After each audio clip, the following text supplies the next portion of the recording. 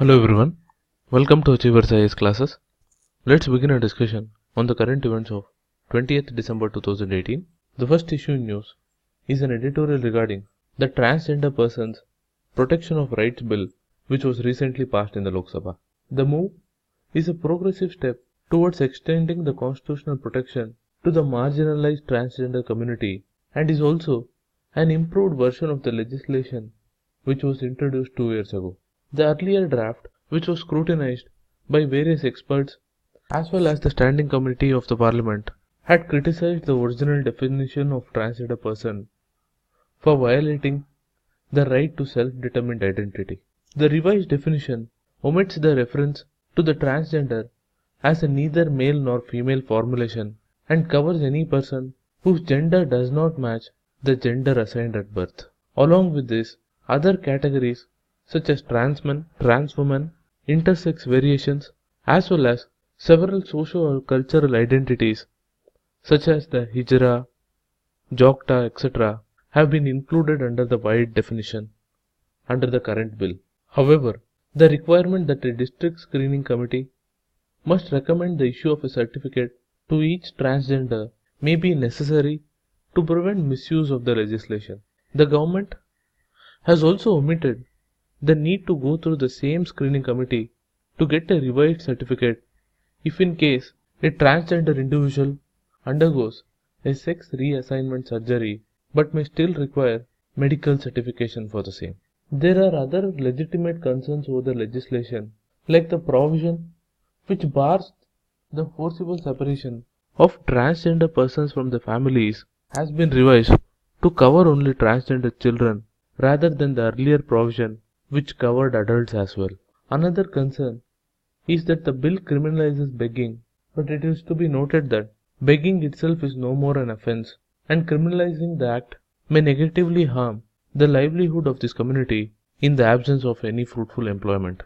Further, the Supreme Court had issued a directive to grant backward class reservation to the transgender community, which does not feature in the bill, and also the Standing Committee's concerns about recognizing the civil rights of this community in marriage, divorce and adoption have not been addressed. In spite of all these shortcomings, there is much good intention behind the legislation, but it needs to be followed up with zealous implementation and framing of deadlines to achieve the specific objectives. On that note, let's move on to the next issue, which is regarding the bill banning commercial surrogacy passed by the Lok Sabha. The bill defines surrogacy as an arrangement whereby an intending couple commissions a surrogate mother to carry their child. The intending couple must be Indian citizens and should be married for at least 5 years, with at least one of them being infertile in order to undertake surrogacy. Further, the surrogate mother has to be a close relative who has been married and has had a child of her own. Under the bill, no payment other than the reasonable medical expenses can be made to the surrogate mother, and undertaking surrogacy for a fee, advertising or exploiting the surrogate mother will be punishable with imprisonment for 10 years and a fine of up to Rs 10 lakhs. In this regard, the central and state governments will appoint appropriate authorities to grant the eligibility certificates to the intending couple as well as the surrogate mother, and these authorities will also regulate surrogacy clinics. We'll further look into this issue based on the future developments.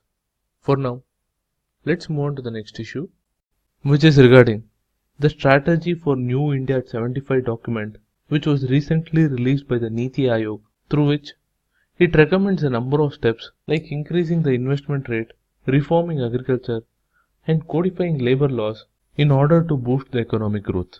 As per the document, a growth rate of 9% is essential in order to generate enough jobs and achieve universal prosperity, for which the document identifies 2 key steps, namely increasing the country's investment rate and the tax to GDP ratio. The document further highlights that India's tax to GDP ratio, which is around 70%, is only half of the average of the OECD countries and is even low when compared to other emerging economies like Brazil, South Africa and China. Therefore, The document suggests that India should aim at increasing its tax to GDP ratio to at least 22% of the GDP by the year 2022-23. In this regard, it says that while demonetization and GST will contribute positively, efforts have to be made to rationalize direct taxes for both corporate tax and personal income tax for a better tax to GDP ratio.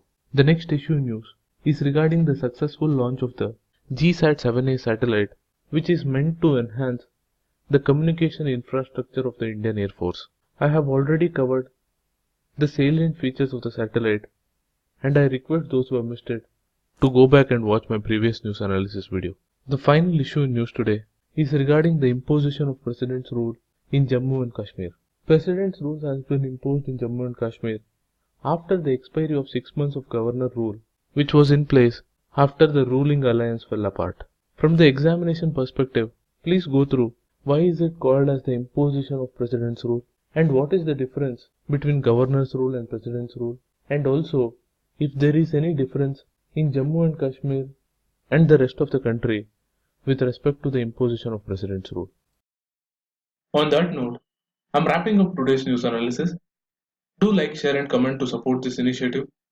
Thank you for watching. Have a nice day.